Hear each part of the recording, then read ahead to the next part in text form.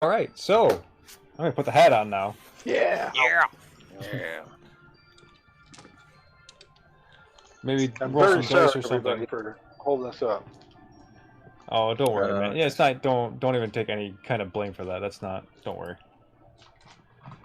Computers are technical difficulties. It's fine. Yeah, we crashed before you even came back in, so already Yeah. once. Yeah. Technical difficulties across the board today. And we might crash Yeah, again. the whole So stream everybody went watching down there for a live, second, so... cross your fingers. Alrighty. So last time, gosh, it's been 2 weeks. Okay, so I remember that by the end of the session, you guys were attacked. We were ambushed during watch because you were getting the airship prepared because of the gnomes, and after dispatching with an awesome banishing smite from Ander, if I remember correctly, this spider thing got banished back to whatever realm it belonged to, and suddenly a chest appeared, and inside there was a note, which was a note of eviction. You know, it says, "You are hereby banished from the Feywild and can, spend the rest of your eternity in the material plane," which Soot promptly took out, hopped in the box, and shut the box, and the box disappeared. All right, and there was some there's the notes on the ground. There was like, what's happening, and it was a proclamation from Oberon, Archfey and King of the Feywild. So that's where we're going to kind of pick up. As you guys are in your cavern, the gnomes are still working away, toiling, fixing the airship. Zarek is kind of floating around, kind of sleepy-eyed. And as you guys are looking around at this, either looking at the note or talking amongst yourselves, poof, the box reappears. Oh, we're That's doing it? it like that. Okay. I'm gonna run over and open it. No, hold on. No, there's something else happens to it, so... Oh. You run over to it, and what do you... Oh, me? Yeah, you. Oh, I was gonna just run over and open it. Okay, you open the box. Inside is Soot's tuning fork. Oh. I'm gonna take it out and be like, guys, this is Soot's tuning fork, but he's not in here. Don't let this box close. Well, where's Soot? Well, from how he explained it, wherever the heck the box goes. Well, why don't you get in it and jump to where he was going? Whoa. Soot's not there. This came from Soot. We can go back to Soot if we get in the box. Brad shapeshifts into a little squirrel and jumps in. Wait a minute. Let's not do that right away. Brad is now a squirrel. Okay. Brad's a squirrel. Oh no. The box is still open. And from across some weird waves, Soot speaks to his thrall Anolo. I forgot I was a thrall. Oh, that's right! Hey, Anolo, how's it going? How are things there? That's great. Except we found a bit of a fork instead of you. Did you turn into a fork? No, I'm here. I'm with the Siadra. I'll get back to you soon. Okay, everything's fine. Everything's okay. Whoa. I've got questions before you hang this up. You're with Siadra. Did we hear this? Yep. No. No, you don't. So Ono's not talking out loud. And you guys don't know that he's my thrall either. So all you see is Enola going.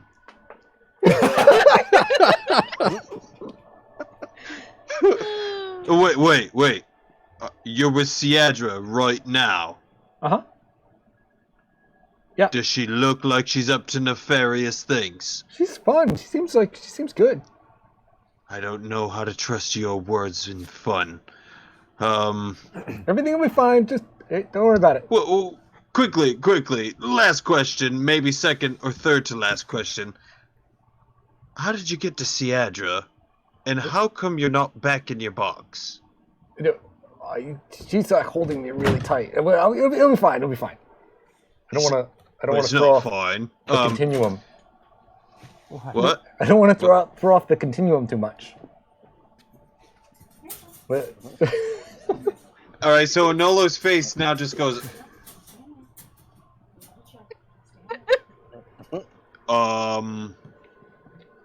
Let me see that fork. Do you give me the fork? I'm just gonna hand it up to him. Soot! Are you in the fork? No. Okay, everybody, listen. I swear to you, I talked to Soot, but he's not responding anymore. I thought it was coming from the fork. It's not. I swear to God, I thought I talked to him, but he said he's with Ciadra. I don't know how he got there. He said that she looks fun. I don't believe him 1 second, because his fun is actually quite creepy.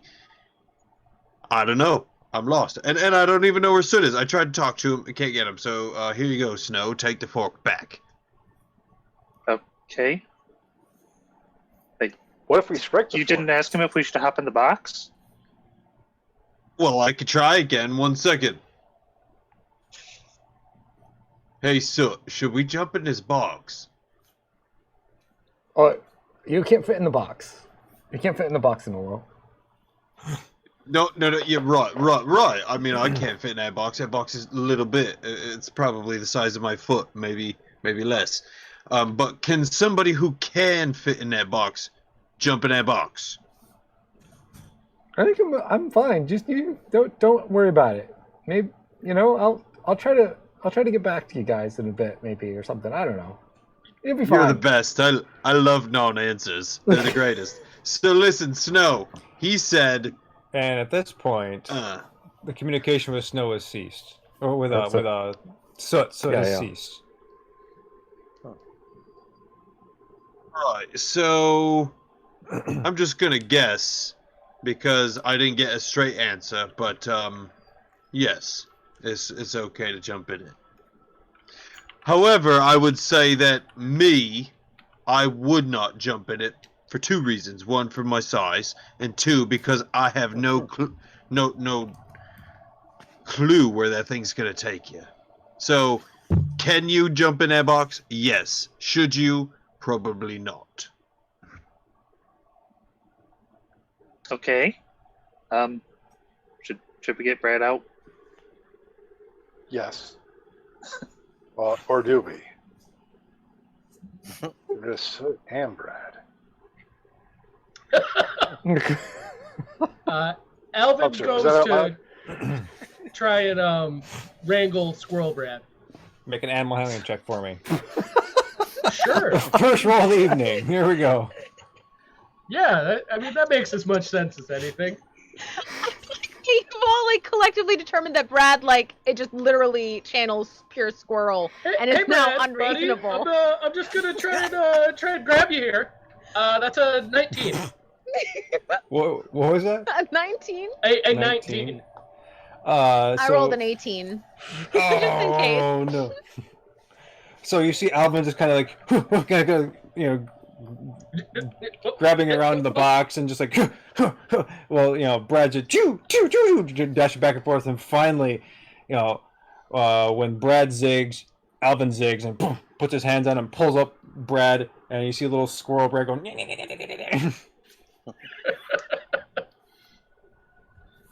And you have managed to secure. Okay. All right, Brad. We're just gonna go over here now.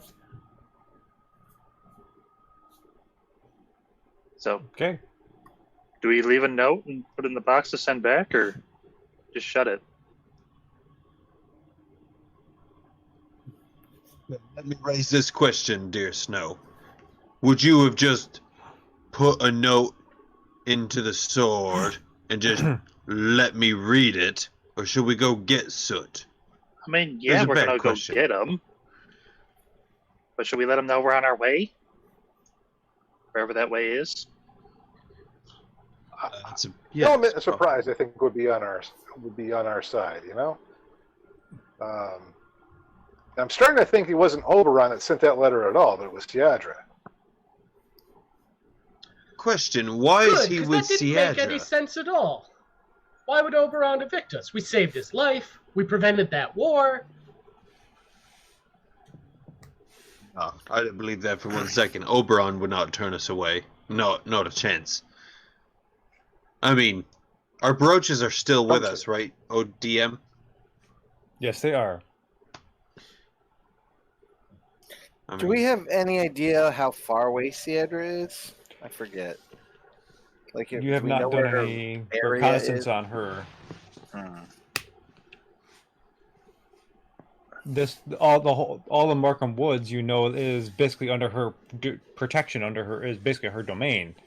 But as far as where she is or where her primary grove is, you haven't done any kind of looking into that. Yeah, I mean, the only scouting we've done in this area was when we went to get the snail eye stock. Other than that, we haven't scouted this place at all. Elvin, do you have locate creature person? I do know that spell. I don't think I have it prepared at present. Okay. The reason why I ask is because the fork is his, so we could use that fork to know his direction if we did have that.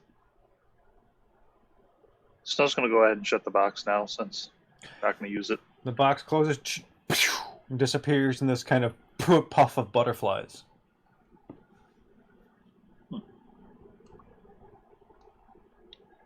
So this is always smoke. And as everyone's magic is different. Pardon? Oh, we know it didn't come So from. that wasn't his box. That wasn't his box. Wasn't it pretty clearly his box? Or wasn't it pretty clearly the first box we got? Mm-hmm. Yeah, it was the same one as the one that Soot jumped into. So it is clearly not Soot's box. So he still has his box, right? So he probably can rejoin us anytime. He's just being a weird little cat. That's all.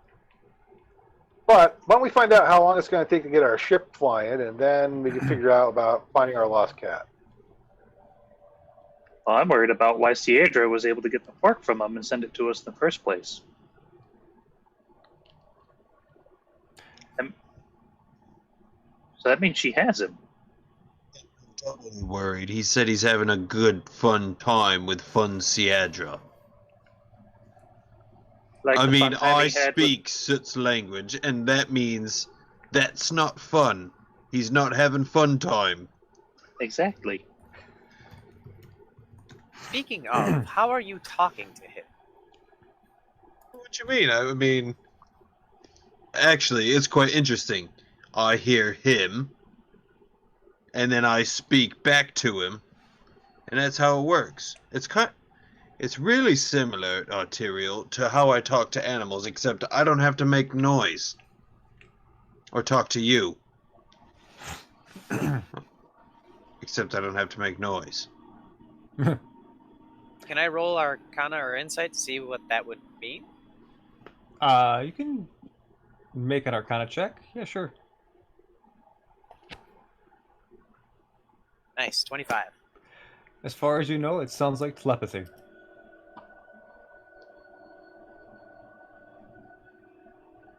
What he's describing. You've never been a telepath before. What did you just call me?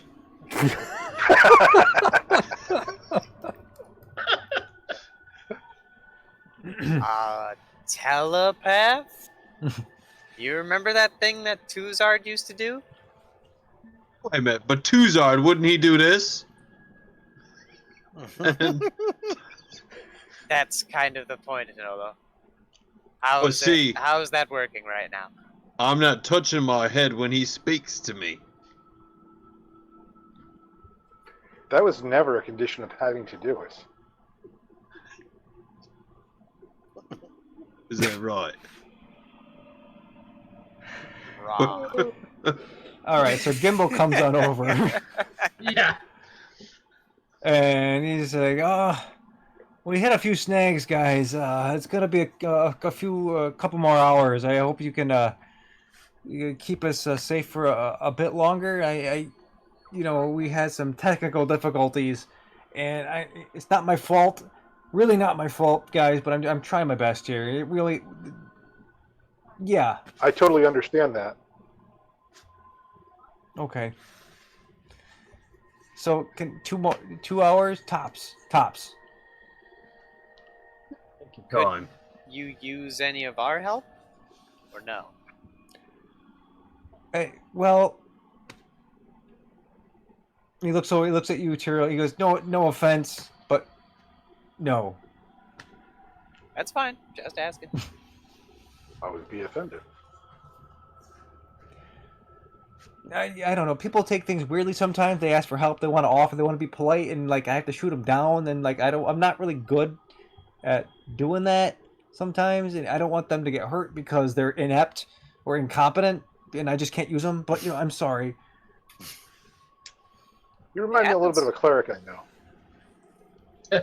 Oh, okay. I guess I get that a lot. And Gimbal scurries off. Goes back to working with the other gnomes. Zarek is still sort of listlessly moving across the top deck. Looks a little anxious, a little nervous. And then a box appears. All black in color. In a puff of smoke. Does it? Oh, in a puff of smoke. Okay. Mm-hmm. Open it. Sooty boy? Does it smell like soot type of smoke? It smells like smoke. A knock on it. Soot, you in there? Yay! Cool. You want to come out? Yes, please. I'll open it. Like he's talking in my head again. Yeah. Out pops Soot. Hi, guys. See? We were worried about nothing. Here he is. So that's fine. Let's go. Yeah, why did Sierra just send back your tuning fork? I don't know. She didn't like it. Yeah, she seems real nice. She seems real. She liked me a lot, and she gave me some milk, and she made me drink it. Anyway, we had a good time together, and but she wanted me to go to the Feywild with her forever, so I didn't want to do that, so I came back to see you guys. Dirk here understands something unnatural about it. Ugh.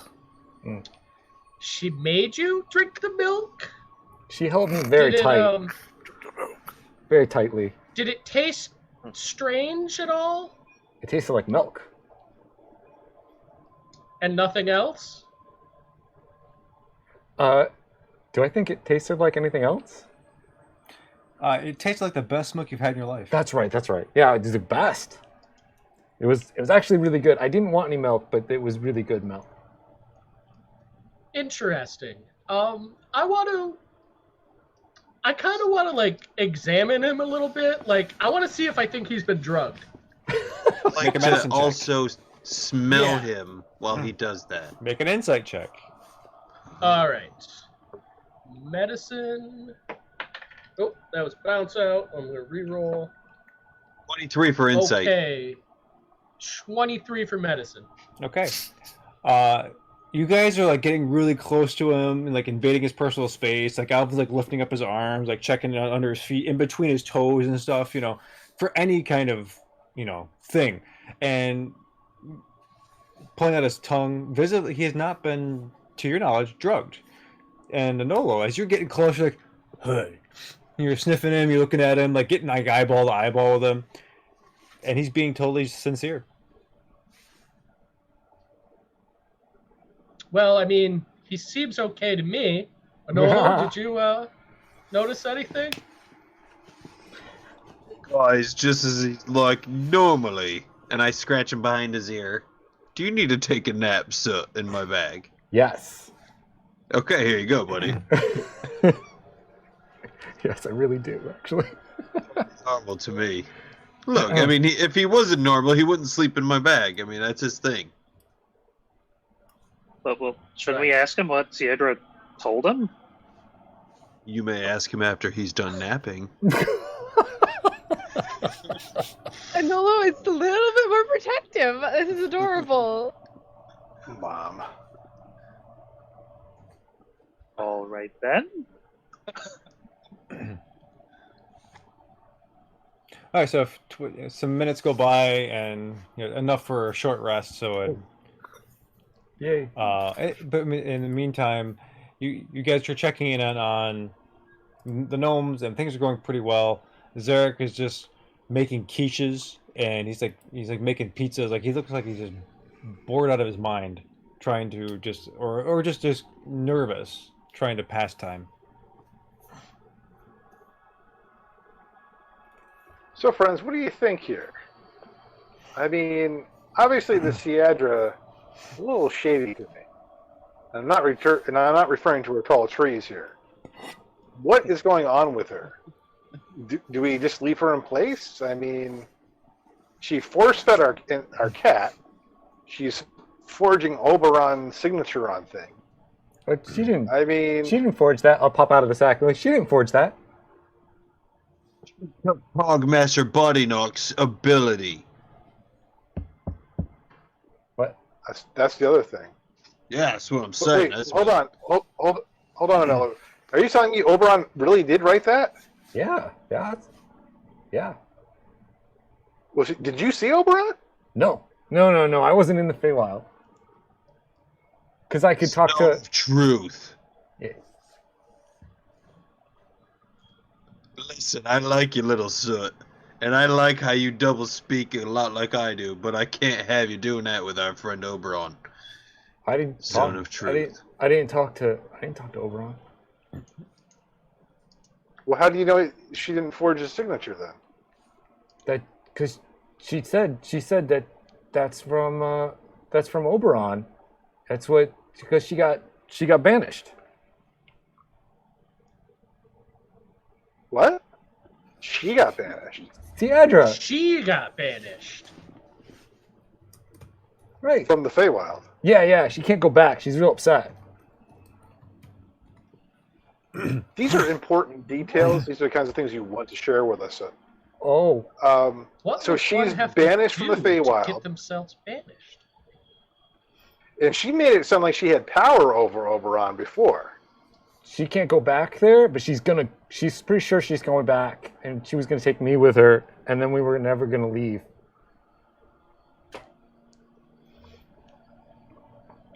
Guys, I feel like I need to protect Oberon from this woman. How do we even get in touch with him? I mean, if Nedwin was here, we'd have a conduit. But here's how protection kind of works, right, Ender? Is that, like, if the person that's going to hurt my friend is in front of us and my friend's not, I can just hurt that person and that person won't hurt my friend.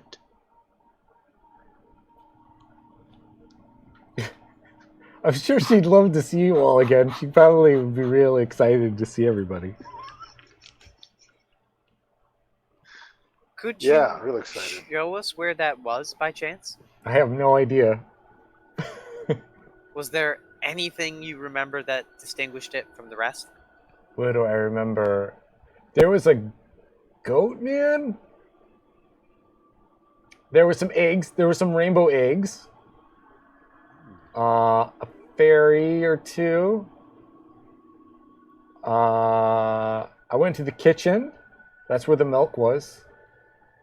And her room. And there were a lot of vines, and they were very tight. So you were indoors the whole time you were there? Were there any windows that you saw anything out of? Can I do a history check to see if I remember anything out of any of the outside?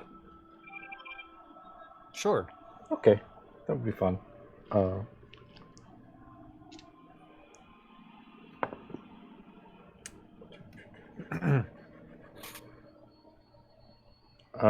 14.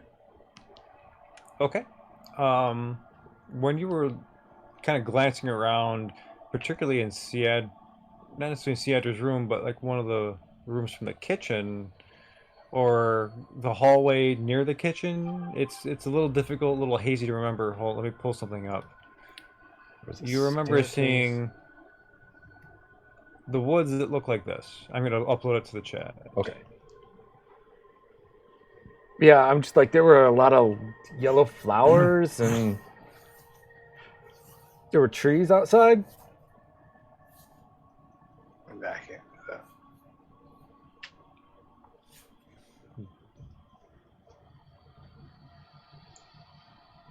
Well, yellow flowers and trees makes it awful hard to tell what part of the forest it is. Yeah. Well, to be fair, I mean, the image you see before you with like these almost evenly spaced trees, all of the equal circumference, the sort of twilight bluish haze, and the daffodils. You haven't quite seen that specifically yet. Yeah, I'll put up an illusion of it, but like in cartoon form. But okay. Yeah. Okay. All right. So now that we're looking at it, that is a little bit different than what we've seen here in the woods so far. Maybe we could find this place. So you will tell Thurkir about those eggs. Oh, they're pretty big. Rainbow colory. They were in like little cages. I was just there. I'd like to roll a nature check to see if I know what kind of animal that is or whatever. Sure, go for it. I think I know. 19. Well, that's the only immediate connections you can make, given the rainbow hue and how he describes it. The closest thing is the devil snail.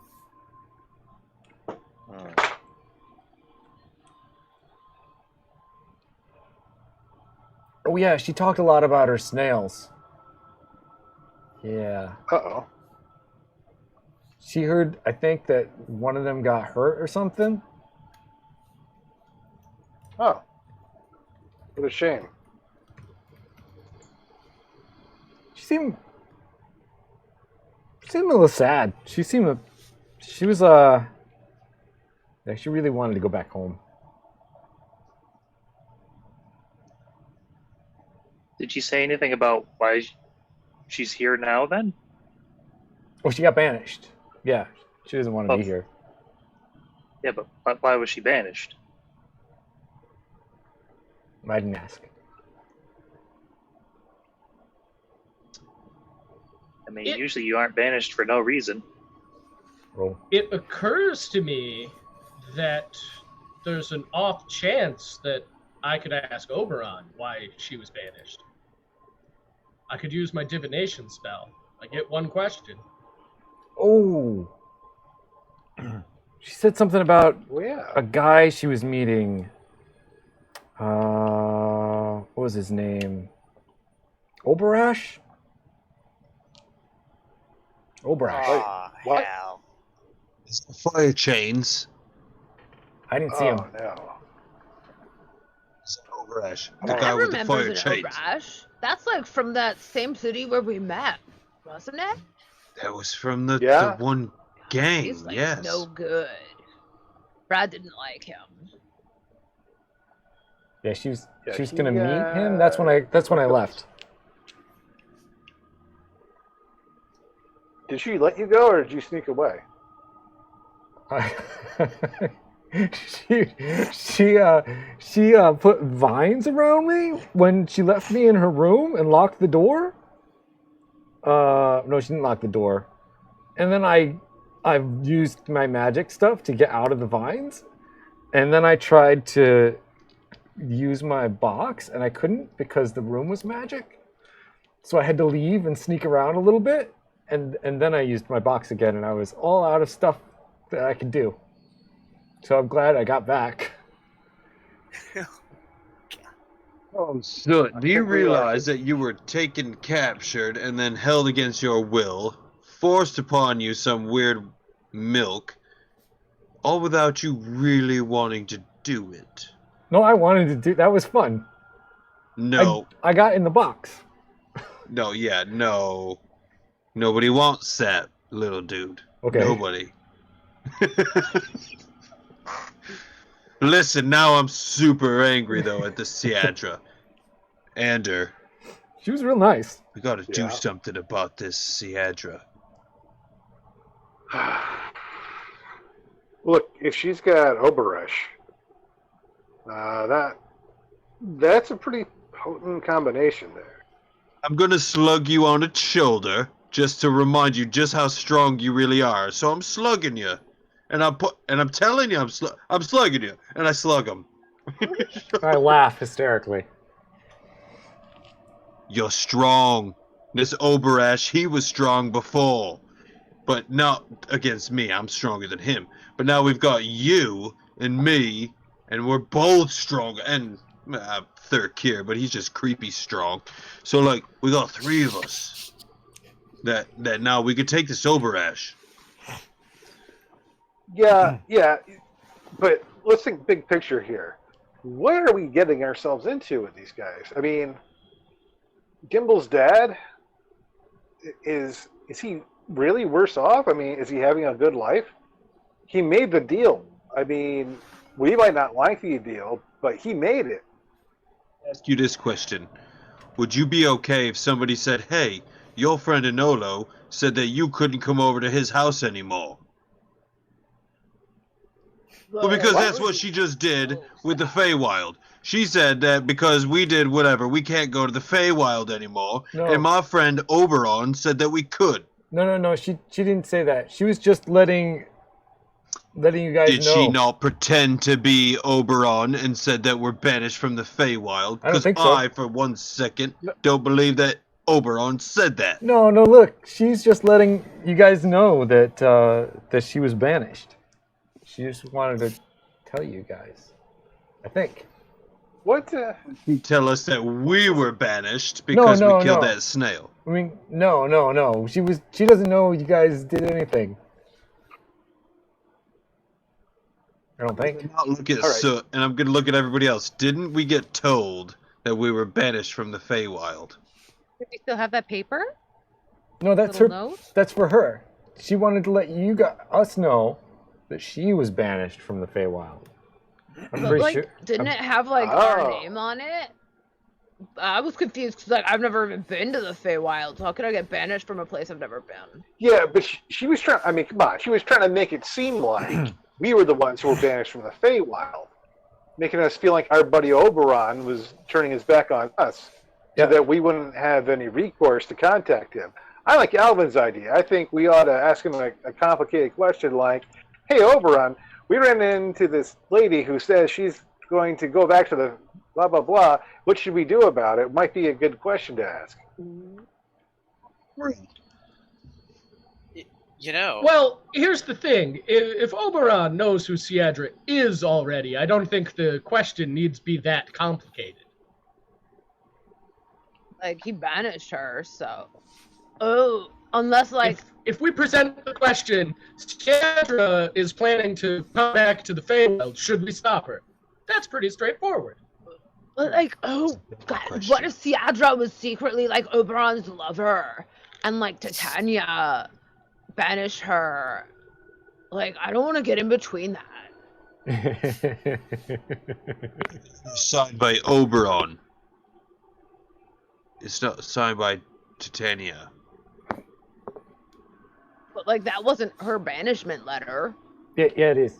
It's her banishment letter. I'm so confused. But I distinctly remember it saying that we were banished. No. It was just... Can I find the letter? To us in Discord. Who has the letter? I posted it in the Discord chat. Oh, okay. You posted it again? I don't have access to it. I was going to say, we could have just scrolled back. So I see this. It doesn't have any names on it at all. It is not it both ways. Other than Oberon. Well, guys, take a look. It says life, not lives. If it was us, it would be plural. Oh. Ariel, you smart whore bastard. Listen to him. Make a fart out of you, yeah. That's what I was trying to tell There's you guys. attention to grammar. All right. Okay, so a question that begs to be asked is, why does she send it to us? Now, Soot, I know what you said, and you said because she wanted to show it to us. Yeah. But that doesn't feel like that was her game. I feel like, and that's just me speaking, but I feel like she was trying to put some distance between me and us and our friend, Oberon. I feel like that's what she was doing. I do too. I mean, we all mistook that letter to be to us. I mean, there was no context provided with it. She said you guys were. It would. I think. I don't remember. She might have said. I was pretty sure she didn't mean it to be bad. Well, between Siadra and Oberon, how likely is there a fatal attraction? A little bit of a stretch. Yes. Yes. Well done. Anyway. Sure, have you seen my sword? All right. Well, I will need some components to be able to cast the ritual for the divination spell. I'm just going to pop out into the woods quick and gather some things. Okay. Third gear will come with you. That's a good idea. Does somebody have my... Okay. She is against our friend, right? Like, Siadra was banished by Oberon, and Oberon gave us things that said that, hey, you are not Matt, banished what kind from of the check Fey. did you say? Nature. Nature. Okay. Somebody And have with my... advantage because Thurkir's helping me? Yeah. Does somebody have my fork? Cool. Yeah. Here. A15. Thanks. Okay, so Snow goes Soot back at his tuning fork. You see Thurkir and Alvin kind of mosey out of the cavern, and you guys were pawing around, looking through the underbrush, looking through leaves and other. What are the components looking for specifically? It's not specific components. It's just that I have to make a sacrificial offering that would be appropriate to the deity or power that I'm going to contact. So you're finding things that are appropriate for Oberon, including some nice, looking tree bark. You're also gathering caterpillars and some other butterfly husks and other berries and flowers and things like that. And you acquire enough to cast your spell. Okay, excellent. But before I cast the spell, my friends, do you think usually in my experience a straightforward question is most likely to get a straightforward answer. So what I was thinking I would ask Oberon is just to say that Siadra is planning to come back to the Feywild. Should we stop her from doing that? Or should I ask something else? Or ask that question in a different way? Maybe if you also include that she's working with Obrash and has devil snails, if that means anything. Like, what kind of answer? If he can just give you a yes or no question, we should be like, Siadra wants to come back to the Feywild. She's up to no good. Should we kill her? Or something. Stop. Or eat her. I mean, I like both, right? Because one, if we are careful and we give as much to inform Oberon, and then for us, we need the question: should we stop her or kill her or end her, whatever? So basically, if we said, look, Siadra's working with Oberash and doing bad, nefarious things, should we stop this person? It's doing two things, right? It's saying, Oberon, she's doing this, and she's doing that. Should we stop her? I think we should do both. Okay. All right. So I'm going to cast this as a ritual So it's going to take 10 minutes to do, because I don't want to burn the spell slot. Okay. So Alan starts to put down his offering and start to commence his ritual. You have 10 minutes. What are you guys doing?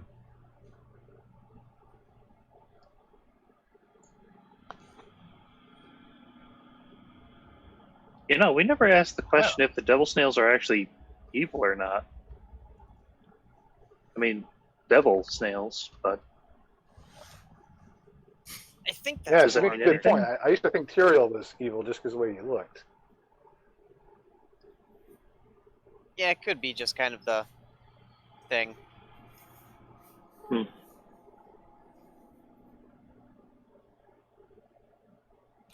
Well, have we made any friends around here? I don't think we have.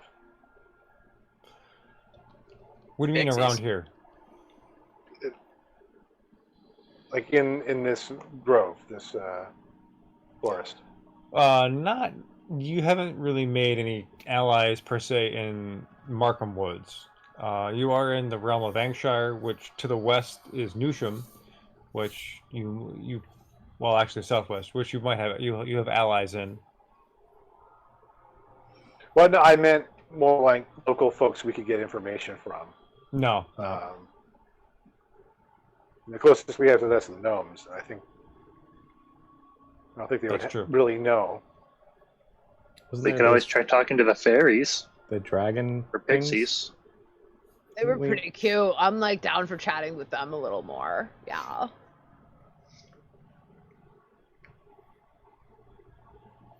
Okay, so Alvin, you finish your ritual. Yep.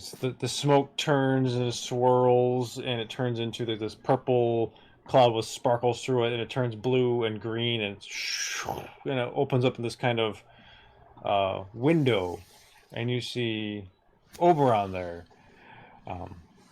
He's decked out in his scale armor. He's got his helmet on, with the straps going down the face, and almost slicked back kind of helmet. The last time you saw this, he was riding the Tyrannosaurus Rex towards the Frostfell. Okay. Hey, Oberon. It's been a while. It's me, Alvin Allgood. You look different, but to the point. The Oddlot and I have...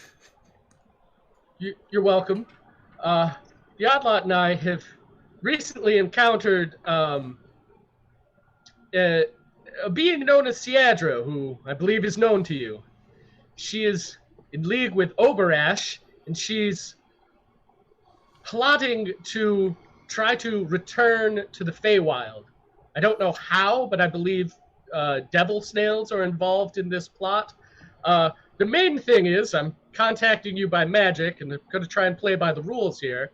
I must ask you a question. So the question is this. Should the Oddlot stop Seadra from what she is planning?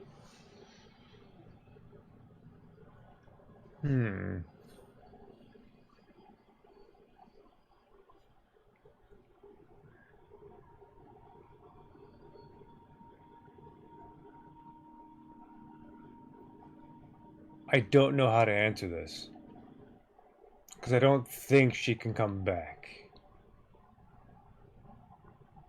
But use your best judgment. Thank you! And then the portal closes. Okay. Alvin pops back out of his trance-like state that he was in. So, a lot to unpack here. Oberon looked like he was dressed for war. I don't know why, because I couldn't ask him that, because I could only ask him one question. He says he doesn't think that Seadra is capable of returning to the Feywild, and he said we should use our best judgment.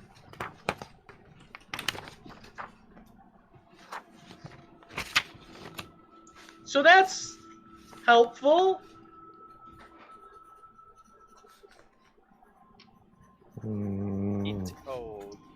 But So, I stick with my gut feeling on this one. Sylvanas told me she's not what she seems. I highly suspect that she's up to no good.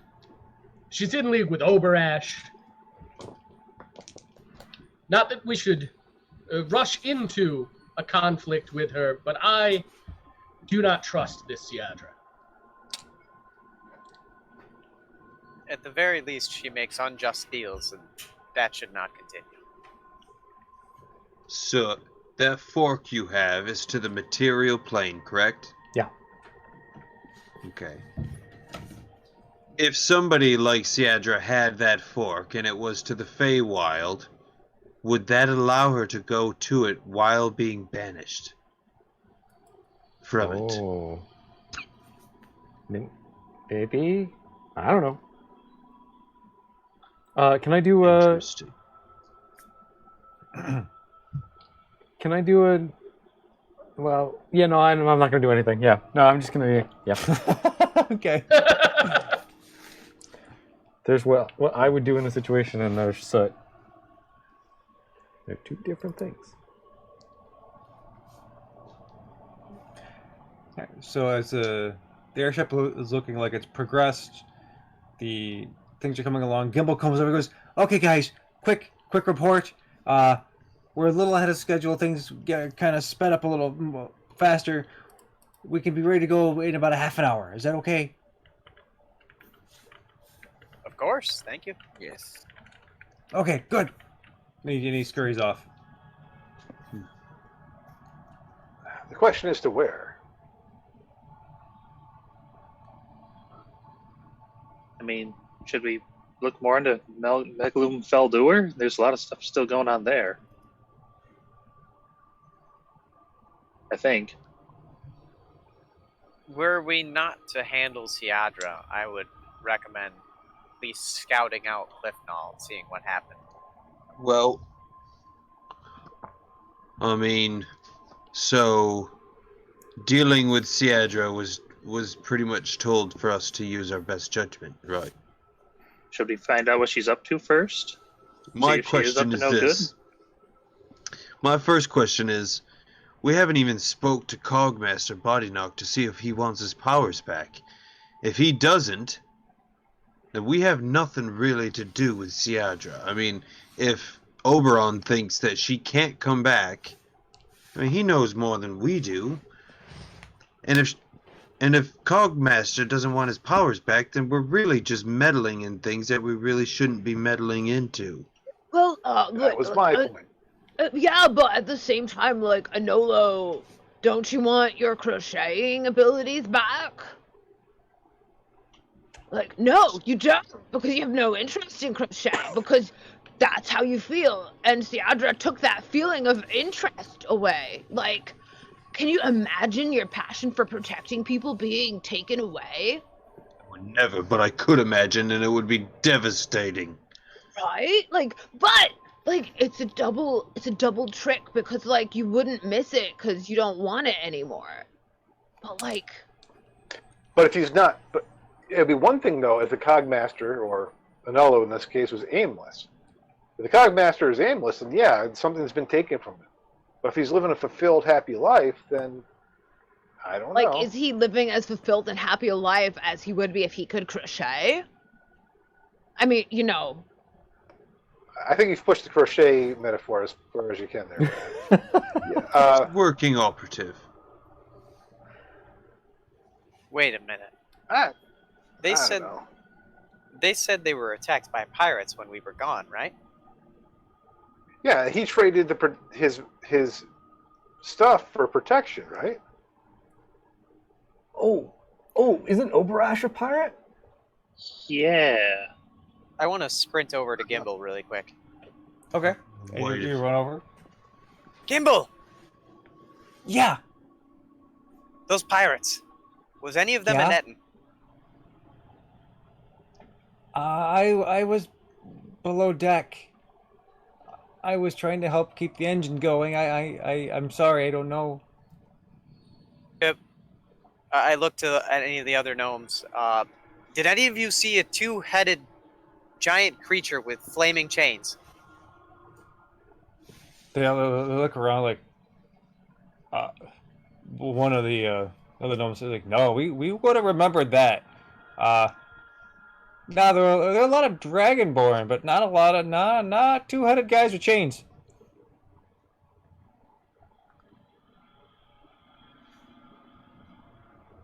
Did any of them have the mark? I try to describe the tattoo that we saw on. No, I don't. That's not at all. No. They're all red dragonborn. They were on wyverns, and they had a lot of grappling hooks. And there was a big red dragon that was flying above them.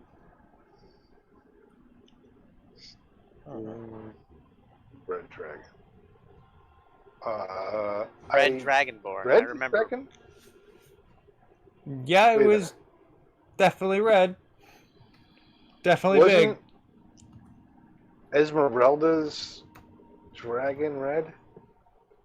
Yeah, and I think so. last we saw a bunch of dragonborn, they were all getting ready to attack that one city, and then somebody tricked them into going the other way.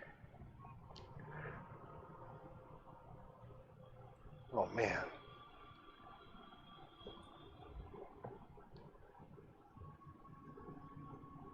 I gotta find out if Esmeralda's alright.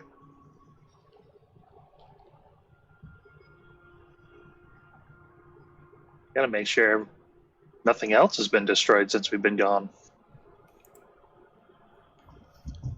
Brad, what you said, it rang deep.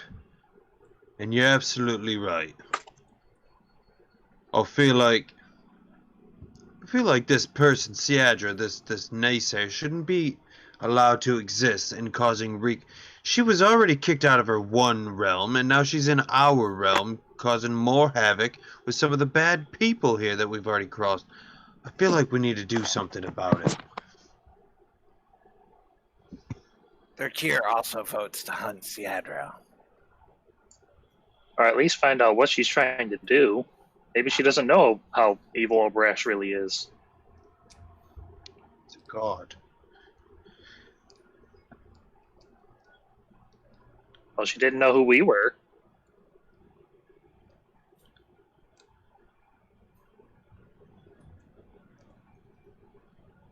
All right, at this point, from deep within the cave, you hear this kind of doosh, like a thudding sound. And it sounds like it's far away, but it's definitely echoing. It's a low, bassy sound, almost like there's a crushing of stone underfoot. Anybody else hear that? And I'm gonna run over and take a look. Hey, Gimble, that's not you and the boys, is it? No, but yeah, no. And then he goes back to like. Okay. We should probably check this out. Yep. Thurkir would like to stealthily go and examine it. Okay. Yeah, looking from the side of the ship towards the cave. I got a 14 to perception if that does anything. Well, you I'm don't gonna really sneak as see. well. You don't see anything yet, but you can tell that the sound is slowly getting closer with each successive sound. I'm You're gonna cast Flock of Familiars. okay. And I want my ravens, and I'm gonna send them off to locate whatever this is. Okay. So your ravens start to fly off. Thurkir, as you're sneaking along the inside of the inner workings of the cave, you feel all the ravens flat by you, and you're peering down as far as your vision can see, and you're not seeing anything, but you just keep hearing this thing moving slowly forward. Yeah, I want to look through. I want to look through one of the eyes of the ravens. Oh, is it? Wait, dark vision? Is it into the cave? Yeah. Can I have gotten owls instead? That would have been what I would have done. Yes, For some reason, I felt like it was coming from outside, like the waterfall or something. Nope. I don't know. Nope, coming from deep within the bowels of the cave. Yeah. Owls. Owl. Okay. Before we get to the owls, anyone else wish to do anything? I wanted to sneak with Thurk here. Okay. Go check it out. You're like back up behind him, like back next to the cave wall, looking around. Okay. So as the owls, make their soundless flight through the bowels of the cave, gliding through up and down, they sort of get really tired and they start to droop. I need you to make a Constitution save for your owls.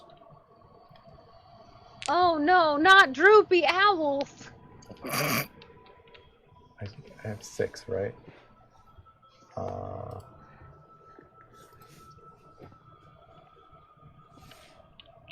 Yeah. Okay. Constitution, they have -1. Okay. Plus minus. How does 18 do? Oh wow, okay. 18 I have will work. a bunch. I've rolled for each of them. I got 2 at 18, 1 at 17, 1 at 16. No, 2 at 16, and 1 at 4. Okay, the 17 and the 18s save. Everything else is going to flop, hit the ground, and start rolling, tumbling towards the sound. Okay, so there's 3 left. Okay. So as those hit, suddenly, there's this mass of looks like earth and blackness. You see tentacles go up and snatch the ones off the ground and pull them towards this gaping mouth and just eat them. I just start laughing. there's a thing in there. It ate the owls, some of them. And what you see from the rest of the owls, it looks like a hulking mass of stone that just has this red mouth underneath it, and the mouth closes and everything goes black again. Okay. I'm just gonna make a little an illusion of a little rock with a happy little smiley face, red mouth on it, and then make it go and then owls flying into the mouth with tentacle things putting the. Just so you guys have an idea, I'm like, it's this. Okay, and then the owls. What's their AC? 11. Oh, I got them all. Never mind. That doesn't matter. I got them all. Yeah, it's pretty low. So these tentacles go and just explode the rest of the 3 owls. Yeah, how big is it? In game term size, it's gargantuan. It's pretty big. I have to tell everybody. It sounds like it might be some type of elemental. Goosh. Can this thing take off yet? We should probably not be on the ground whenever this thing comes out of the cave. Yeah, we're working on it. I hear the sounds too. I'm working as fast as I can. Is there anything we can do against something that big? Can I do a knowledge arcana maybe to try and figure out maybe what it is? Sure. From the description. There's the die.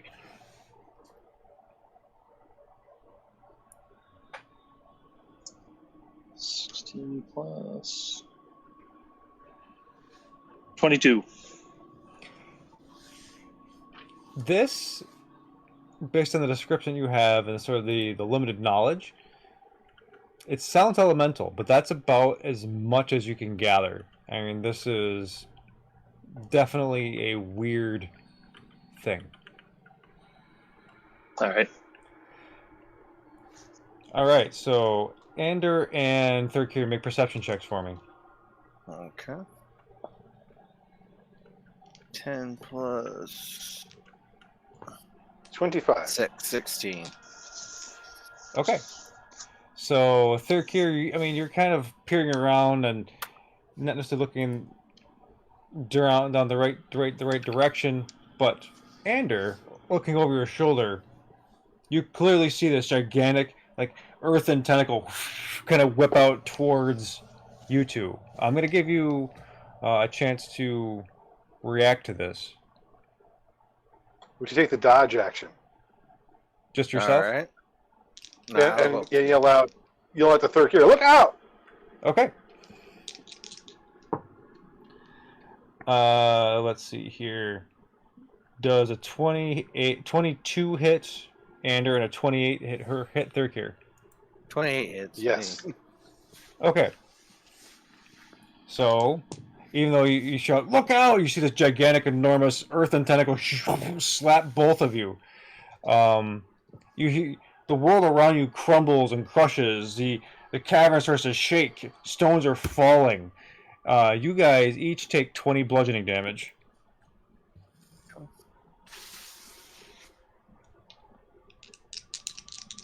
And the second tentacle comes through. Ander, does a 17 hit you? Does not. Does not. So and 31 hit Third Tier? Yes. Okay, so as the second tentacle lands, Ander kind of jumps back, brandishes his shield, slaps Third Tier clean down. You see his body crumble under the weight of this earthen tentacle. You take another 20 bludgeoning damage. And as this thing kind of pulls itself forward, and it lands from the very edge of your perception, Ander. You see this mouth open up, and it's all just long, jagged red teeth. You see red kind of just dripping between its mouth, between its fangs. And it lets out this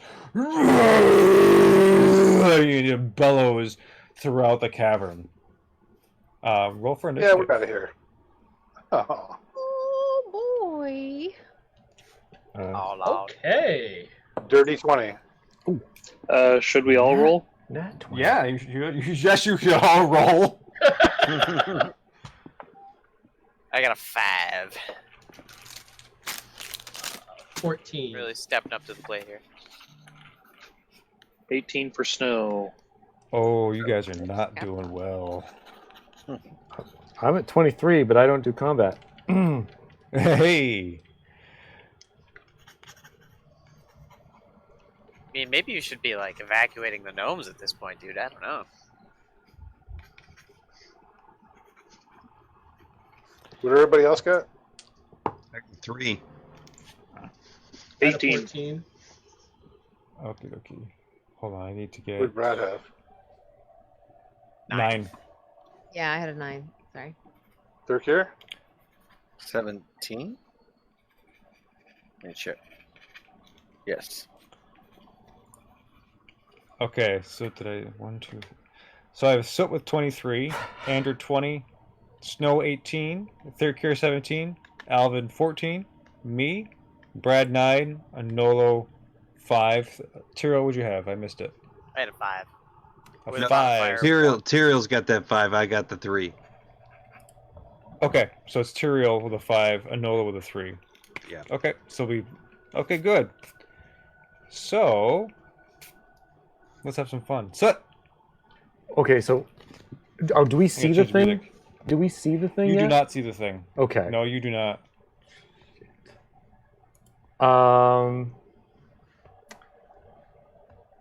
But you hear it, and you know it's coming, and you've heard the sounds of massive slaps and crackers and crunches from down the way. And I saw it really targeted those owls. I'm Yeah. gonna use my feline agility and run as fast as I can up onto the airship. Okay. And try to touch where's touch? Let's see. It's 3 gnomes that I think are important. Is which one? The one we know well. What's his name? Gimbal. Gimbal, and like 2 other guys that are close to him, and cast invisibility. Okay.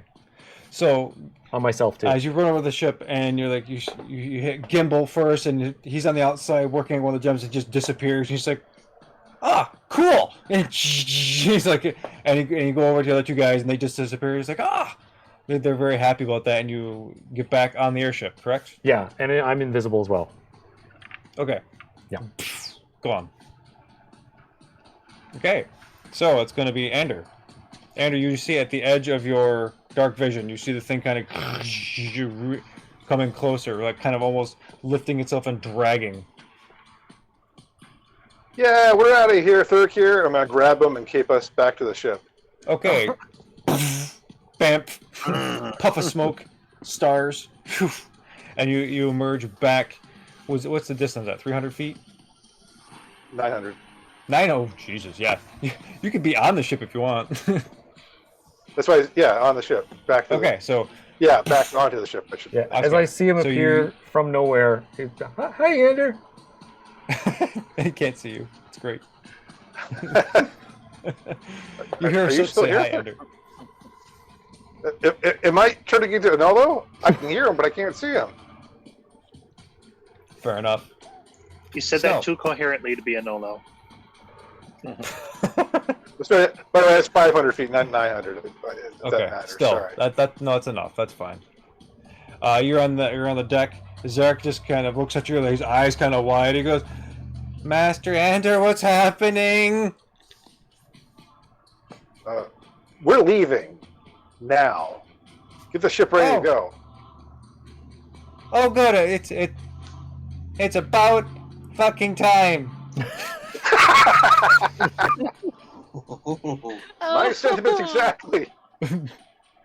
All right, so it's Snow's turn. Snow is going to cast Crown of Stars just in case he needs something to throw at something. And then... So yeah, that's an action, so I can't ready anything. But, yep, that's it. Okay. Thurkir. Are you sure we don't want to fight it, Ander? It's made out of rock. You can't eat it, right? Yes, but it might be challenging.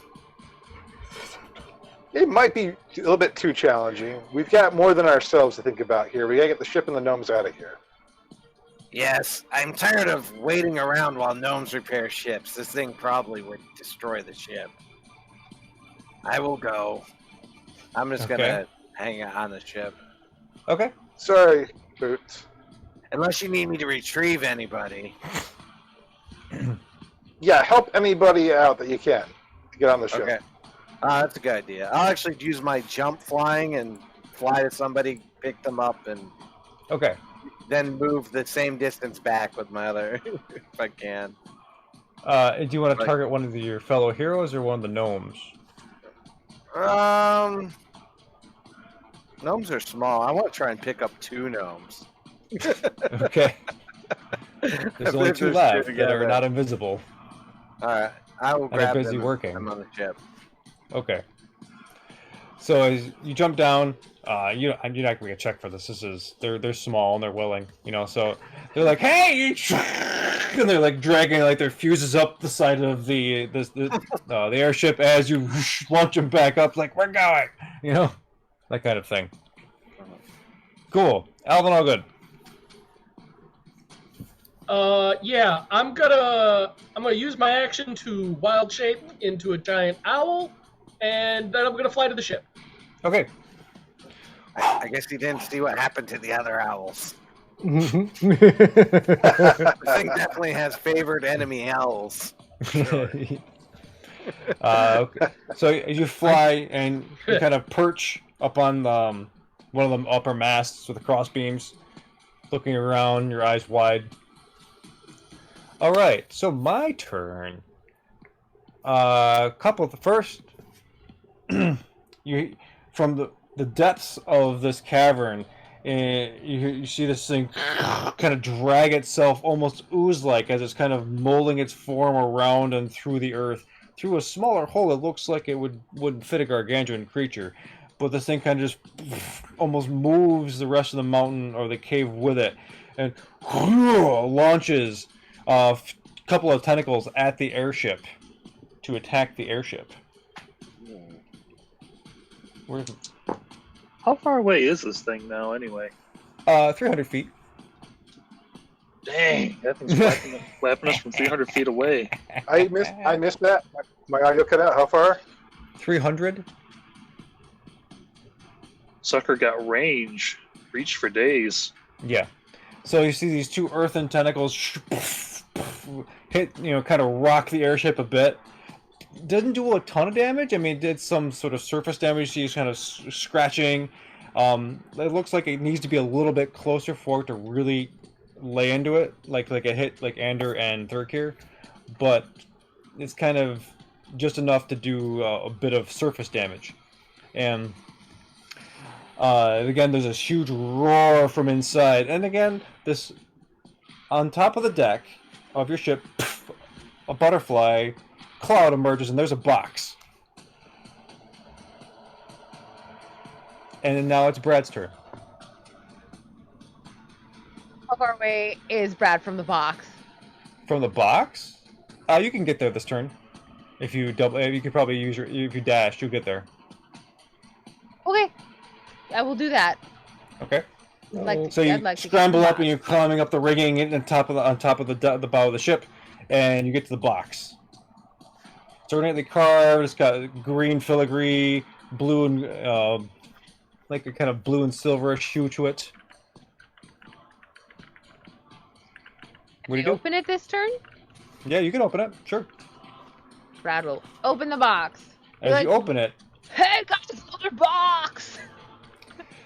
Inside there is a piece of parchment folded in half.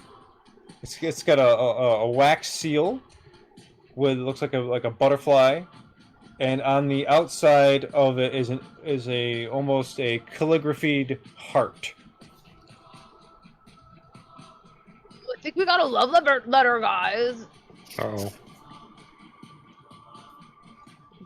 Can Brad read it? Yeah, sure, if you want to. Yeah. Can Yeah, read it's the not language? for. Yeah. You open it up, and inside it says, "Here, kitty, kitty." All right, and now it is Tyrion's turn. Oh shit. Oh shit. All right. So, I don't have any. I have one thing that can reach 300 feet. So, I'm going to cast a 6th level fireball with a sorcery point to make it go 300 feet. Okay. So, I know it's probably not going to hurt a giant rock of stone, but I got to do something. So, DC 17, dexterity. Okay. This mountain jumps He up. fails. Okay, so hang on a second.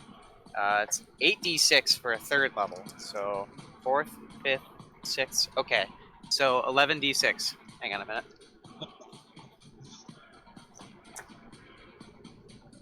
All right. 5, 10, 15, 20. First 5.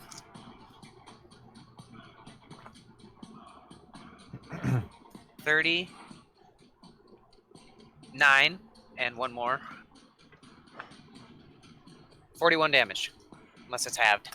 Okay. It probably is because it's stone. So you hurl your fireball, and as it illuminates the rest of this cavern, you see that this massive hulking thing of earth has two very enormous eyes that look like they're just obsidian underneath this large mouth. The rest of it is just crags and stalagmites and just rock formations. But and it's as the fireball lands, hits it square between the eyes. You see the fire light up in its obsidian eyes, kind of recoil, and just belt out this another gigantic roar. I need you guys to actually make wisdom saving throws. Oh. Matt, how many people are near me? The only person near you currently is Tyrael. Yeah. Oh Oh, no. you get +4. Okay. Five. I'm gonna. Is this a save against magic, or is it just an innate ability? Innate ability. Okay. It's not a magic effect. I'm gonna mug it. This one. No, I just have to ask. I have advantage. Brad on is it. also gonna Oh, mug it's it. worse. Is it charm? No, it's worse. Not charm. Okay. 16 for snow. Okay. I think Alright. 13 for Alvin's gonna Brad. be good. It's that's in after the mugging 20s. it. It's 24. Okay, so. Okay. Sorry, I'm adding my favorite by the gods with this. So Anolo's 4 plus my 5 because it got worse, and 6, 15. Anyone 18 and below, or below 18, Damn it. 15. you are terrified. To the point where if you fail if you failed 5 or more, like Spork and who else? Who else has got low stuff? Anybody 13 or lower, you are stunned in fear for the next turn. A really quick question: is that frightened? That is a frightened effect. So then Tyrael is immune to it, Wow. and so am Screw I. you, Paladin. Wait, seriously?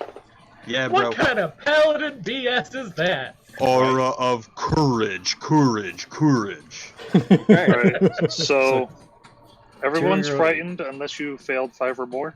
Yeah.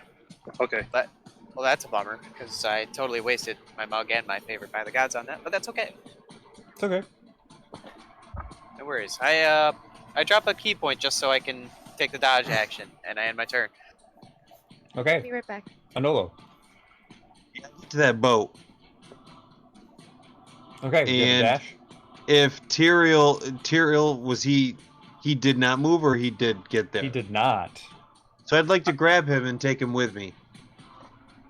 Okay, Oh. Mac. Yeah, make an athletics check. That's nice. 26. Okay, yeah. Yeah, you kind of pick up, and he's like, no! This just, and you carry him away, and you dash towards the ship. I mean, you're not gonna be able to get up all the way up the rigging, but you're kind of halfway up the rope ladder. Okay. Cool. Top of the round. So, Yeah, I'm just gonna laugh hysterically at all of this nonsense. Can I? No, I it probably is shouldn't getting do closer that. as you speak. You see this thing go, just lurch forward, Yeah, I can't really do anything. closing I'm hold on to the ship and dodge, even though I'm invisible. Okay. Ender, I think you're stunned for this round. Make a save. Okay. Wisdom again? Yes. Natural 20. Oh, yeah, man. So just as you shake it off, you look around, and like the world for a little bit was like hazy, and it slowed down. Like you see everyone running around in fear. You feel your chest just kind of, but suddenly things just become razor clear, and you're like, things just like a line and makes sense. You feel your heartbeat slow down, and you see as this gargantuan rock monster just slap down. Two more of these tentacles are kind of pull itself forward. You just all fear just leaves you, and you have a sense of clarity and purpose. Cool. All right. That's all I can do? No, you can do something. It's how far away is it? It is currently 200 feet away. Okay, I can't reach it. I'm gonna play my lute and do the counter charm thing that helps against fear. Okay. Cool. What do you play? Or how do you want to I will play something. I don't know. Happy, I guess. Something really happy and upbeat. Okay. Cool. Sorry. You start to play. What's that? "Shake It Off" by Taylor Swift. No, I don't.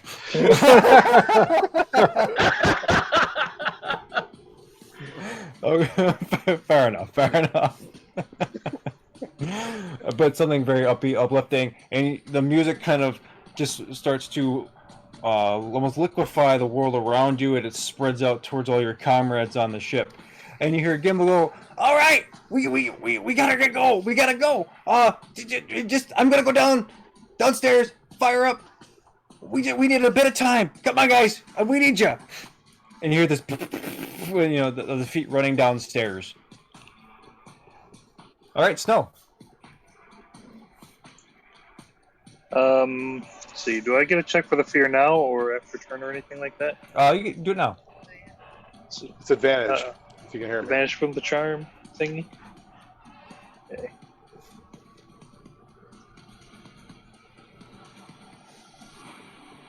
Nah, it's only a 12.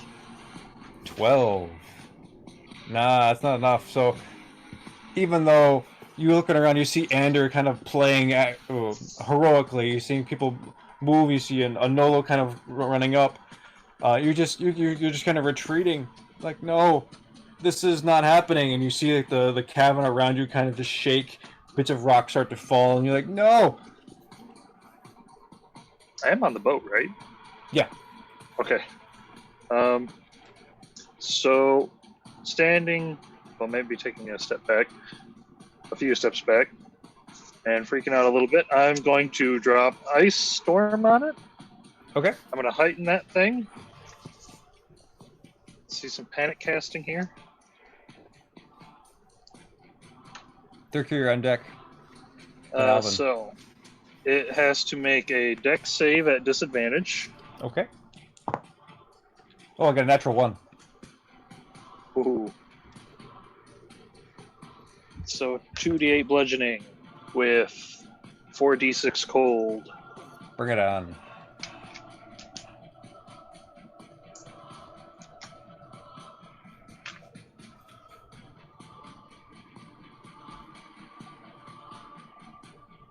Is the music too loud? Or is No. Is it okay? It might be a little too quiet. Oh no, it's good here. It's pretty balanced with your voice. Like your voice Okay. is louder than it is. Okay. So 9 bludgeoning and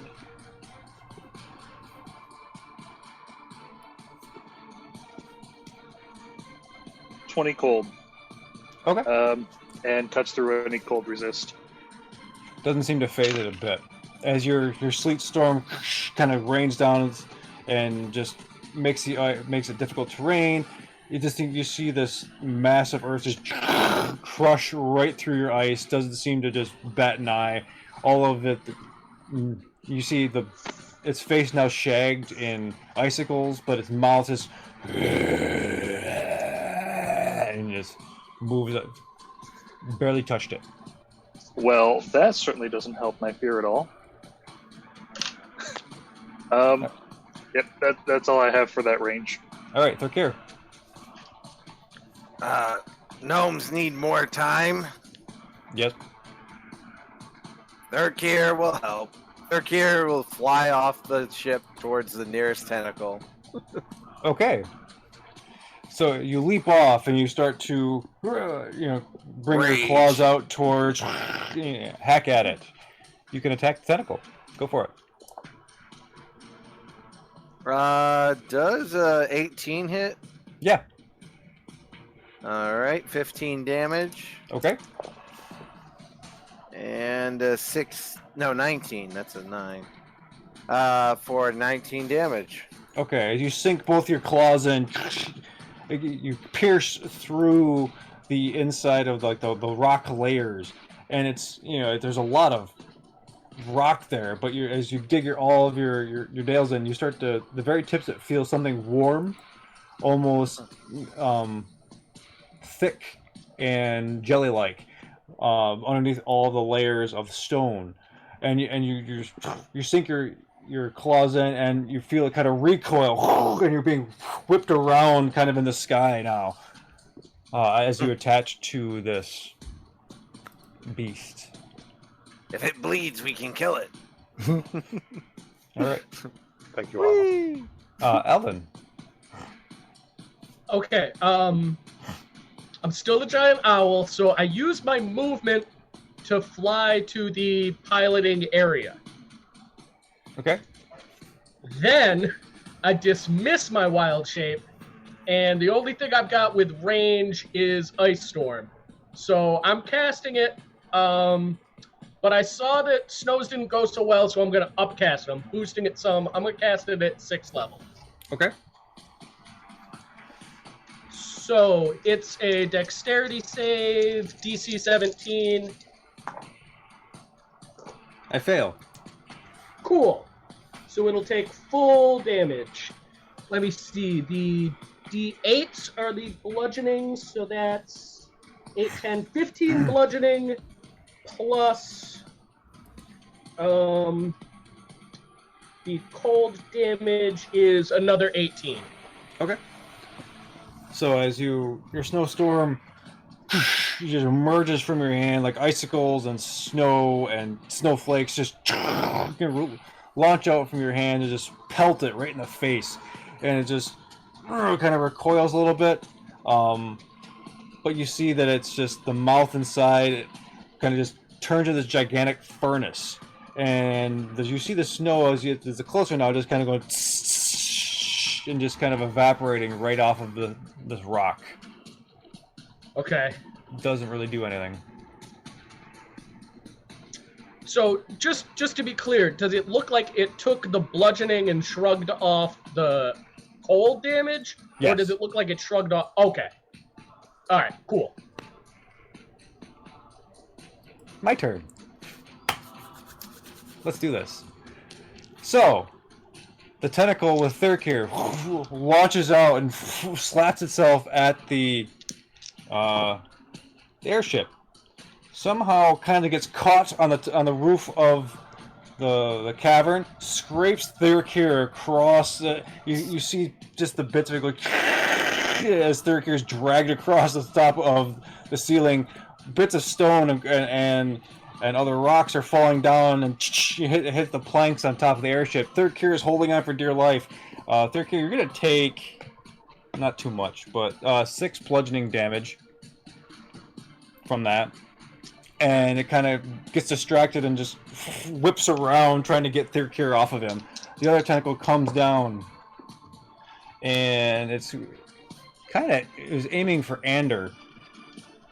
Does a 28 hit you? No. Of course it does. So, when it bludgeons you, hits you, and kind of, you take 20 bludgeoning damage, and I need you to roll a d20 for me. Okay, hold on. I do the damage first. And d20. This isn't for any kind of charm effect or anything. This would be a 12. Okay. So as it hits you, I mean, part of it just clips you in the top part of the chest and knocks you backward a little bit, narrowly missing your loot. Ooh. Right. All right, I'll put that bad boy away. Then its mouth opens up, and you see molten lava just kind of goes spew out towards all of you, crossing the ground in front of it into the water. Hear the as the river below starts to, turn some of this lava to rock as it cools it off a bit, but it just persists and goes forward towards the airship. Next turn, the lava is going to be there. All right, so it's Brad's turn. Do I roll for fair first, right? Yeah. Because I failed pretty miserably. Yeah. I was stunned. I failed so much that I was like stunned because I rolled a 13. Yeah, but you can make a save. Okay, just clarifying. I don't think I did. I rolled with advantage. well, maybe 14, 17. That's all I 17? got. 17, yeah. 17's not enough. Yes, it You're is. frozen in fear as like this. Of all your travels and all the things, this is something that is brand new and horrifying, and you don't know how to handle it. Maybe this is not a sea turtle. And Brad just stands there. Okay. Tyrael. Okay, so seeing how my buddy's ice storms work, I've got a quick idea. So, like, because the shouting has worked before, I'm gonna not with a cantrip or anything, but I'm just gonna try and yell to get its attention. And when I think it's gonna open its mouth, I'm gonna do the same thing as before, but 5th level fireball. I'm gonna try and hit it inside the mouth. Okay. So you're gonna kind of hold action. Well, okay. No, if you hold action to this round, that you'll lose it because it'll be start the next round. So if you're gonna cast fireball, just cast it. If you're aiming just for the mouth, that's fine. Okay. Yeah, I'll try and hopefully time it so that it gets into the mouth. Sure. No, that's fine because it opened up to just unload lava, and now it's still open. So yeah, go for it. All right, cool. So drop another sorcery point to get it to 300 feet, and shoom. DC 17. Fail. Yeah. Not very dexterous, this guy. I mean, he's a big rock, so hopefully. Nice. 6, 10, 14, 17, 18 with the first 5.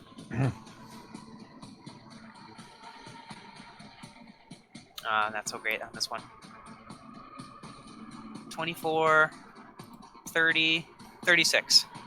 Okay. So as this mouth opens and this fangs are lit up with this redness and lava flowing out, you see that you just you spin your fireball and whoosh, you launch it forward, arcing it towards, landing inside its throat. Kind of you see this explosion. Parts of it, of his neck, kind of go, and you see there's cracks and there's little bits of shaking and there's redness that emerges from the inside of it, and then it kind of just shrinks back down. You did some damage to it, but it isn't still there, man. I mean, yeah, it's huge. It doesn't too much care. All right. I'll drop another key point for the dodge action, and I'll end my turn. Okay. Anolo. I'm going to use, you said I was like halfway up the boat, climbing up it? Yeah. I'd like to get closer to my mates that are up on top, so I'd like to climb the remainder and get towards people who I think are afraid. Okay. So you're going to get close to Brad and... And Snow? And Snow. Yep. And when I'm within 10 feet, their frightened goes away. Okay. So you see Nolo comes close to you guys. He branched his shield of helm, his armor glistening with in the reflecting of the fire and the lava, but you see it green, and you just suddenly your fear just dissipates with him by your side. To see my smoldering gear. That too. Top of the round, Soot. So you hear Gimble from down below. Guys, we got it. We gotta get going. I'll fire her up. But we gotta get going. We gotta get going now. You hear this as the inside of the engines start to light and work. Okay. How far away is it? 100 feet. 100 feet. But where the lava is almost to us. Yeah, the lava's gonna be on top of you guys next at his turn. So it's moving very quickly. Okay. Torn. Screw it. Yeah, I'll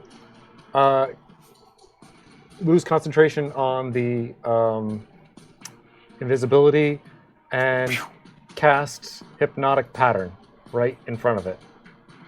Okay. Make a wisdom saving throw. Is that what it is? Wait. Sounds like it. Yes. What's the DC? The DC is 18. I rolled a 17. Yes. With, Excellent. With no No, and I have no bonuses to this, so I rolled a 17. Okay. That's serious. I failed. It is charmed and incapacitated and has a speed of 0. Okay, so what's your pattern look like? Spinning, smiling soot faces. Okay. So as the spitting, smiling soot faces just emerge in front of it, this thing just goes, and like shuts its mouth, and the lava just kind of stops for a second, and looks at that. You see these big obsidian eyes just reflect the laughing circular faces. It just kind of just stops, and just everything's just dead quiet for a brief moment. Since I'm uninvisible now, I'm like, don't hit it, don't touch it, just go, cause it'll stop. The tentacle that was holding Thirkir slowly descends as you see it's under this hypnotic pattern, this spell, and it's just kind of bringing things down to a calm level. Ander. I will.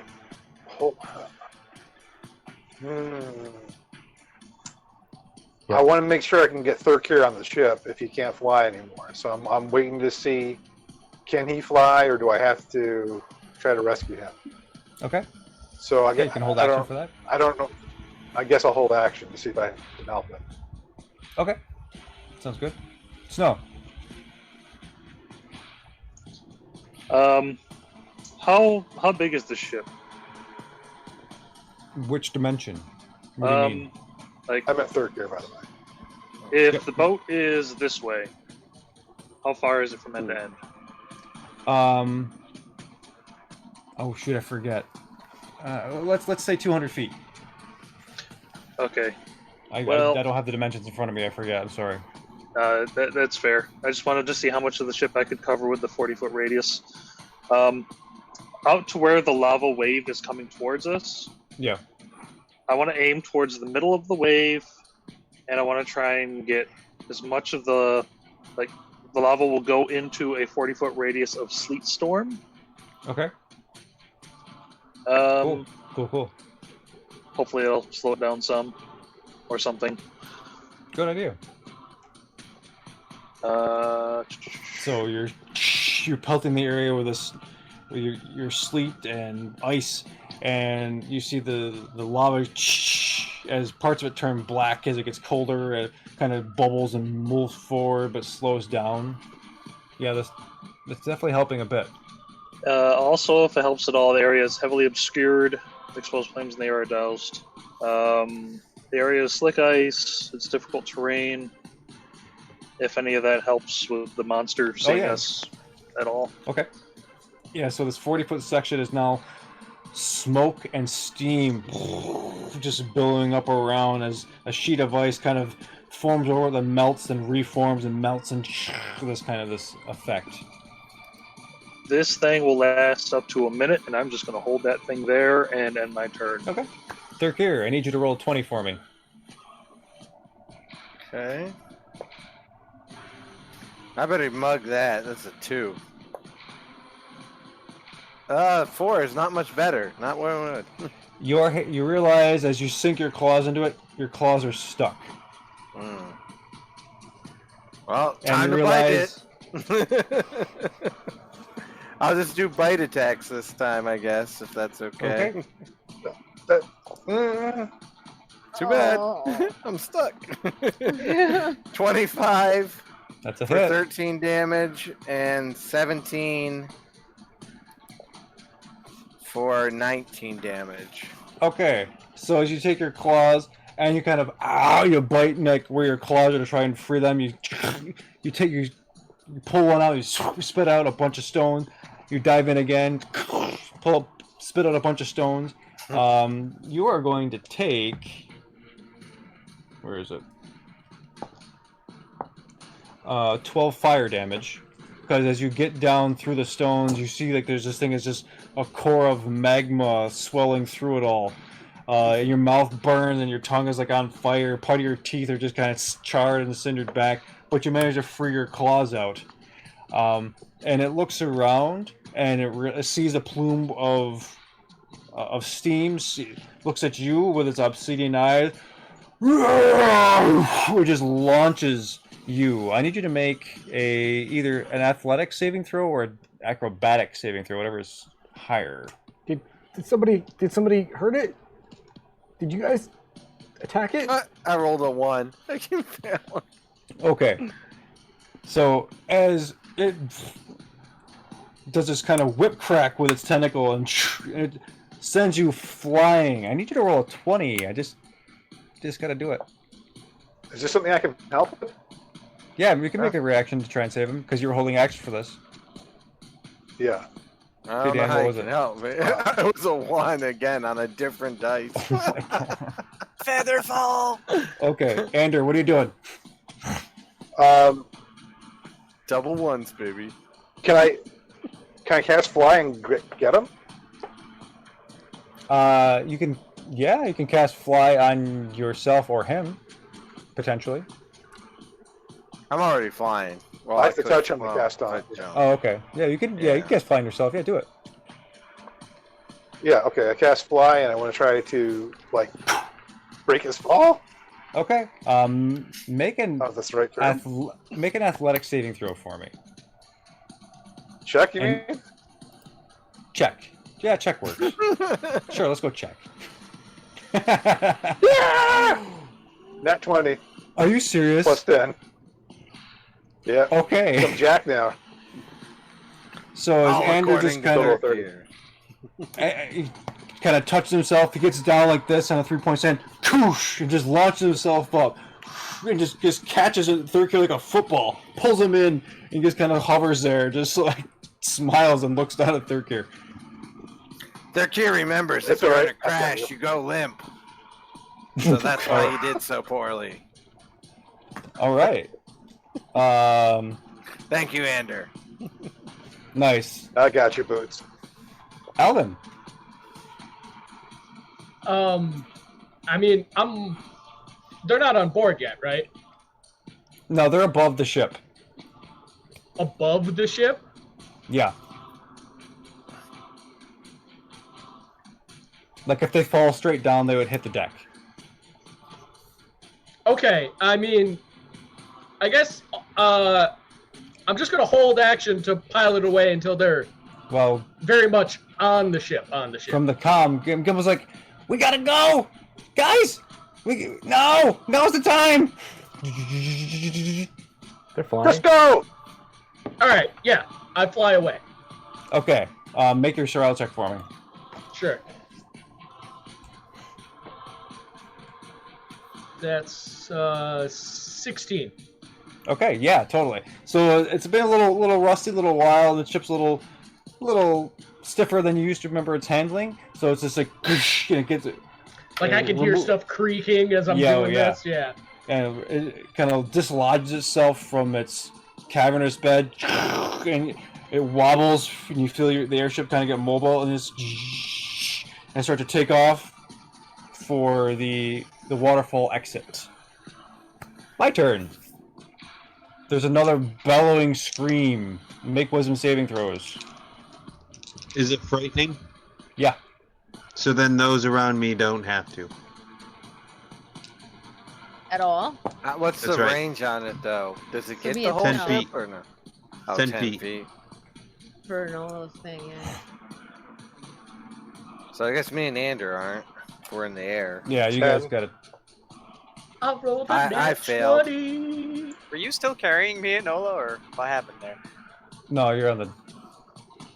I'm gonna. I don't know, I'm not mug near that. him. Okay. I got a 1. Yep. No good. Am I close enough to Oh Noah?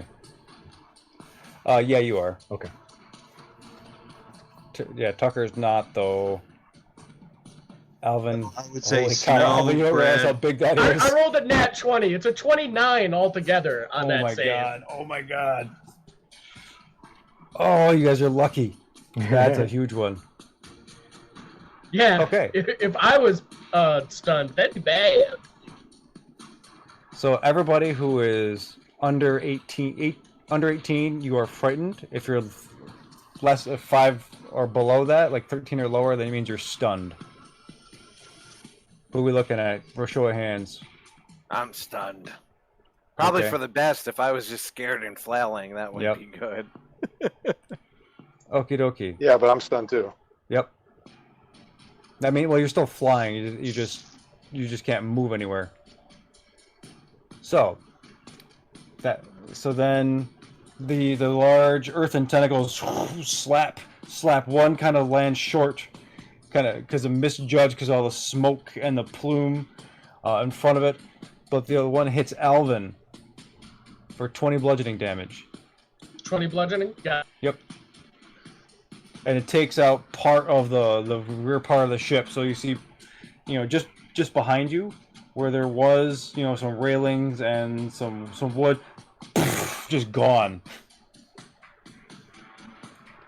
But you're airborne and you're moving. Brad. Man, okay, so I'm next to Anolo and Snow? Yeah. Okay.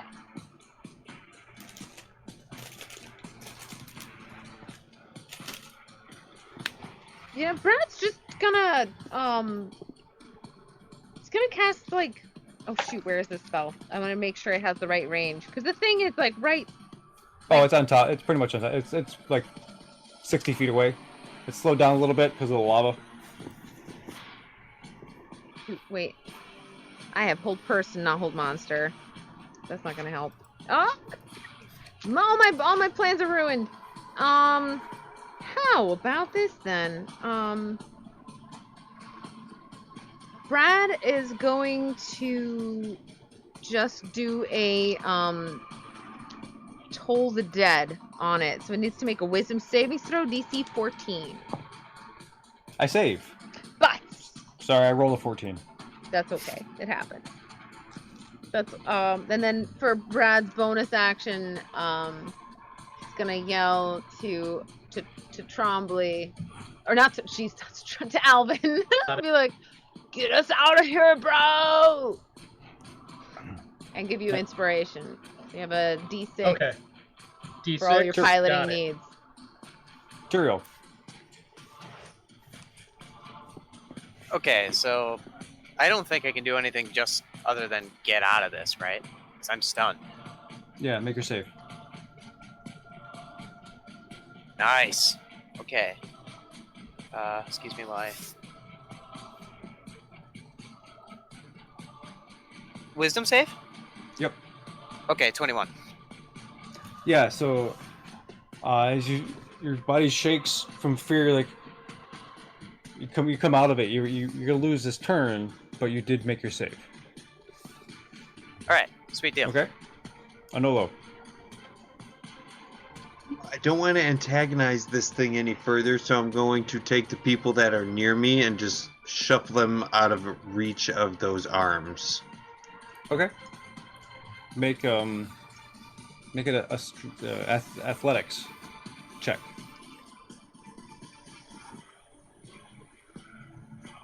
Being 26. Okay, so would be Soot, and who else was near Anolo? Brad. Brad. Snow. And Snow. And Snow. You see Anolo just kind of barrel forward, just take his arms, push you guys all the way back, and he puts his shield up. Okay. Alvin, make your survival check for me. Survival for piloting. Let's go. I'm gonna mug that. It wasn't that one, for those of you wondering. Okay, that's better. But I'm using the inspiration. Whoo! Okay. Nope. It's gonna be good. It's a 21 altogether. Thanks for that inspiration, though, because I got the maximum on it. Okay. So, as you guys you're piloting the ship, you're getting it out, and you're getting up to speed.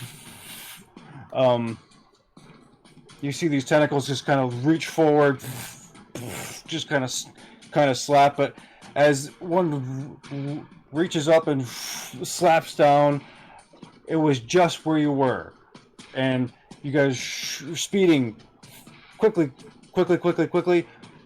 You barrel through the waterfall. Water washes over your ship, over all of you, and you get out up into the forest, and you get up through. The bottom of the ship is scraping those trees, and you are out and into the sky. You are airborne. I need Ander to make a wisdom saving throw for me. Or do your check. As well as Thurkir. 18. You save. Oh my god. I rolled a natural 18, so 19. Okay, so both you guys come out of it. I'll let you use your reactions. Ander, make an acrobatics check for me. 26. Okay, yeah. So even though you just kind of come out of it, you were just able to just dodge out some of those large earthen tentacles and start to gain momentum and speed to catch up, at least out of the cave. You feel water hit your face over Thurkir. Thurkir's just smellier now because he's wet. And you feel water wash over you as you escape out of the cavern. Woof! And we are out of combat. Yay. Ooh. And that's where we're going to end tonight. Well done. Yeah. Okay. Siadra really wanted Kitty back. Oh, do we really think that came from Siadra? Because, oh no. That would be bad. I mean, she's obviously a cat lover at this point, you know what I mean? She really is. It's too much to lament.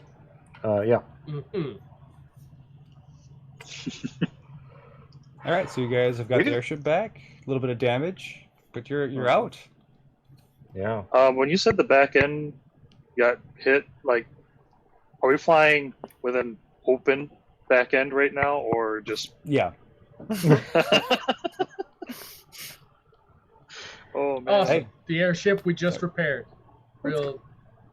It's just some wood and stuff. It'll be easy to fix. Hey right? Zarek, remember those devil snails that you want? Might have to go Zarek's visit below some. deck right now. He's not talking to anybody. You know, all things considered, this was really our first fender bender. So, I mean, maybe Feywild Allstate will be merciful. Oh God. Wrong campaign. But anyway, so yeah, that's it. Cool. So thanks everybody for watching. Thanks for hanging out with us and I'll do the abiding by our technical difficulties. the score. Everybody level up. Type roll. Sorry about that. There's Determinators Level up. this Thursday. It It's is. Thursday. Should be, yeah. Cool. Oh yeah, we're on this week.